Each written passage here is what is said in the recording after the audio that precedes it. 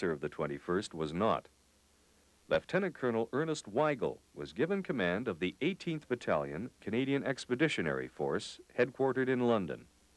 Many of the 21st followed him. Although the 18th Battalion drew recruits from all across Ontario, Windsor and Essex County were its solid base of support. I said to my dad, no, I'd love to get in the Army. He says, you'll never go in the Army at your age of 15, never, never. Then, as the war started, the Windsor Guard was formed, 80 men. And the pay was the same as the overseas people, $110 a day. And my chum and I decided to join the Guard with my brother. And I stayed there all the winter of 1910. The Windsor Guard acted as a sedentary militia, a home defense force composed of those not acceptable for service in active or regular units. Their purpose was to protect vital points from acts of sabotage. Most cities had them. The Windsor Guard, however, with its proximity to Detroit's large German population, saw real action. Most spectacular was the bombing of Peabody's overall factory, where Army uniforms were made. A Detroiter, Charles Respa, was convicted of the bombing and sent to Kingston Penitentiary. Information obtained while investigating Respa later led to the arrest by U.S. authorities of another Detroiter, Albert Carl Kalschmidt, who was plotting an invasion of Canada. In the midst of all this excitement, the 18th Battalion recruited to strength and went overseas with many of the sons of Windsor-Essex. There was now a great push to form a truly local unit, and on November 6, 1915, the 99th Battalion was authorized for Essex County. It was commanded by Colonel T.B. Welch. I can always remember they put two recruiting officers in front of the armories, and Sergeant Strevitt was one, and Sergeant Upham was the other. They were the two main recruiting men for the First War in Windsor. They were there continually. They put on a week's recruiting drive. Every man was on recruiting. And Colonel Ayton, A-Y-T-O-U-N, he was a real soldier. He was heading the recruiting. They combed every theater in Windsor. They pulled every young beggar of the age limit right to the armories, forced them in there. This went on for that full week. It was a real recruiting drive. All the young boys around Kingsville were all joining up. And so I was one of them. And we had about 125 men at one time. Besides these a lot of Americans came over and joined up, and they never intended to go to war anyhow, see. And there was so much desertion that my chum and I, when my uncle told us about the Kent Battalion, we were very pleased to go and join. And we got into a real nice battalion. It was a good battalion under Colonel Smith. We were just a bunch of young lads that didn't know what war was. And, but we learned eventually what war was. In England, both the 99th and the 186th were broken up and sent piecemeal to reinforce other battalions. Many went to Colonel Weigel's 18th. Windsor lobbied for the formation of another battalion, but with the ever-increasing casualty reports, enlistment declined sharply, especially for infantry units. It was felt that a Highland unit might be more successful in attracting recruits. On the 3rd of June, 1916, the 241st Battalion, Canadian Scottish Borderers, was authorized. It was a Highland unit, but it was not to wear kilts. Sam Hughes felt they were too expensive. After some negotiation, Hughes agreed to let the unit wear kilts, but the government would not buy them. The kilts were purchased for the battalion by the Ford Motor Company of Canada. The McGregor tartan was selected in honor of Walter McGregor, the commanding officer of the 241st, and his brother Gordon McGregor, president and founder of the Ford Motor Company of Canada. When the 241st reached England, they too were broken up.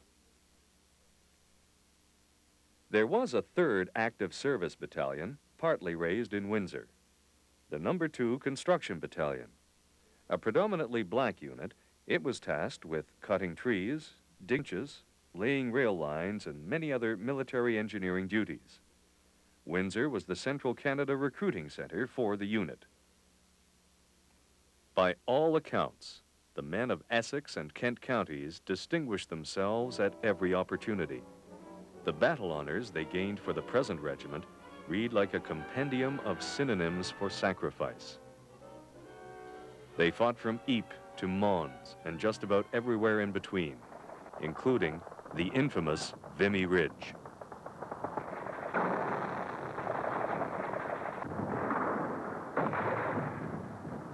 Vimy Ridge was the first time that Canadians fought as a Canadian, not a British army. After months of struggle, it was the Canadians that won the battle. One of them was the 18th Battalion's Lance Sergeant Ellis Wellwood Sifton, who won the Victoria Cross for single-handedly capturing a German machine gun post and holding off a counterattack. He was killed in the action.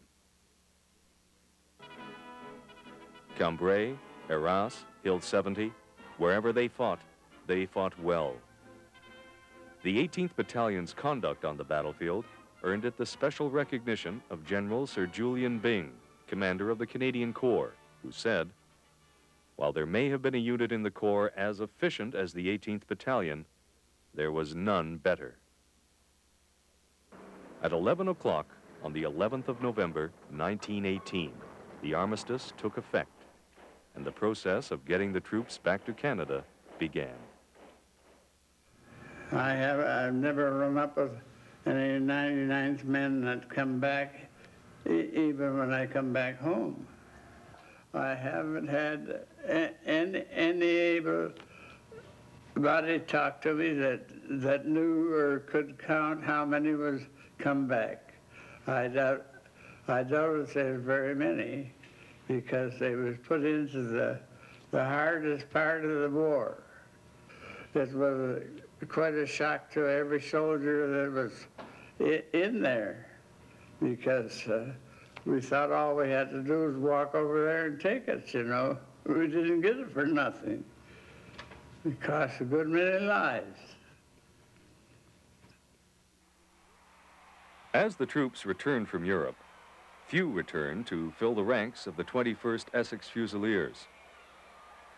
The difficulty that the regiment was having is a reflection of the declining interest in military affairs, and probably the assumption that there'd never be another war. You know, that's what we all think after a war, and that always makes it difficult for reserve units to maintain their strength and their interest. There was a family interest and a need to do something to attract recruits to the regiment, and the conversion to a Highland unit, I guess, was the answer to, they hoped, to the problems, and so a group of them got at it and did it. On July 15th, 1927, the conversion to the Essex Scottish Regiment Highland was authorized. The regiment was commanded by Colonel Alan Prince, a descendant of Colonel John Prince. Not only did enlistment soar, but in the 12-year period between 1927 and 1939, the regiment became a showpiece for Windsor and area and led a very eventful existence. The regiment was not just supported and known locally. It was, in 1933, they went to the Chicago World's Fair and took the whole unit, and they trooped the colors in Soldiers Field in Chicago, I think twice a day for a period of a week or 10 days, something like that. And I know the pipe band went to big fair in St. Louis, and they were very popular, traveling all over, and it was a strong, strong reserve force unit. The regiment earned many awards and distinctions during this period, including the Infantry Association Cup for efficiency 8 times. In December of 1936, a cadre of officers and men transferred from the Scottish to form the Essex Regiment Tank, today known as the Windsor Regiment. It was Canada's first regiment. In May 1908, the Essex Scottish became the 6th Regiment of the British Army to receive the Freedom of the City, granted by Windsor City Council. In September 1939, a less happy event occurred. In Windsor, there was great pride in the regiment, the Essex Scottish, and there was that feeling that was in time of war, when your country was at war, why you became a member of your local unit. While Windsor and Essex County's great industrial capacity was gearing up, once more its men were lining up, many of them to join the Scottish. Windsor was in... David Kroll was mayor of Windsor when war was declared. He joined the Essex Scottish as a private. I decided that since we were asking everybody else to get in and fight, and I had always encouraged them to get in the fight, that I had to do something myself. And actually, when I came in to take my physical, the medical doctor, I saw that he started to fool around, and he thought, oh, I was in there just for show, and he'd make it look good, so he'd reject me. And I said to him, if you reject me, I'll appeal. I'm serious about this, and I want you to go through. If you can pass me, you'll pass me. But if you reject me, even if it's illegal rejection, I'm going to appeal. He didn't reject me. The Essex Scottish was the first Western Ontario regiment to recruit up to strength. Many of the new recruits were Americans, among them Ben Brinkworth. I was 21 years old. I think I joined because I felt, I don't want to sound cornball, but there was a certain feeling that I had, even at that age, that we would be in it as U.S. personnel at some time in the near future. It didn't happen. Ben was not alone. I came from High Point, North Carolina, my native state, to join the Canadian Fighting Forces for overseas. I joined for the same reason that thousands of others have joined, because they love freedom and do not choose to be ruled by tyrants. I live in Detroit. Having served in the Canadian Army in the last war, I figured I'd have a job to finish where we left off in 1918. We're at Kentucky, and I believe in democracy, and I'm going to fight for it. Windsor's proximity to a large U.S. city and the number of United States citizens joining the regiment made it the focus of American media attention.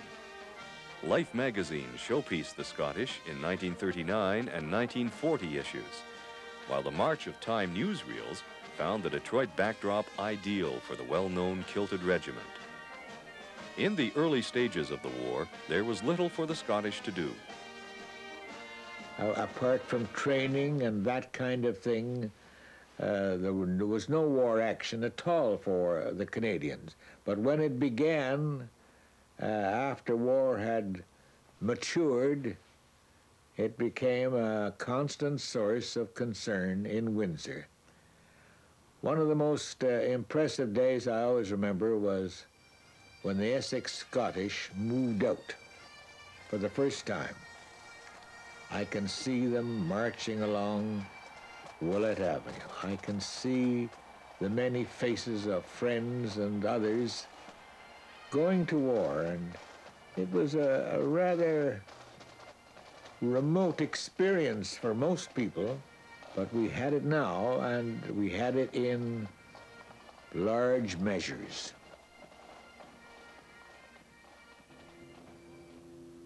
That first terrifyingly large measure came on the 19th of August, 1942, in France, at a place called Dieppe.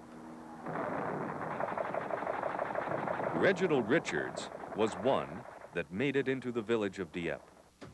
Well, we came off the boat, well, and almost dry shod. As a matter of fact, that guy drove her right up, and we up and under the seawall that is only supposed to be about 4 feet high, and it was towered well over my head. And I even forget how I got up on top of that wall. And we went right across the promenade, and next thing I know, they were shooting at us with machine guns from the building, and I went down and hid behind the curb, and it was only 3 feet or 3 inches high. And there was Charlie Hoskins. I thought he was dead. And Fleming was going to bandage him up. I said, shit, leave him there, he's dead. And I met him when I got off the train when I came home. Leave me for dead, you.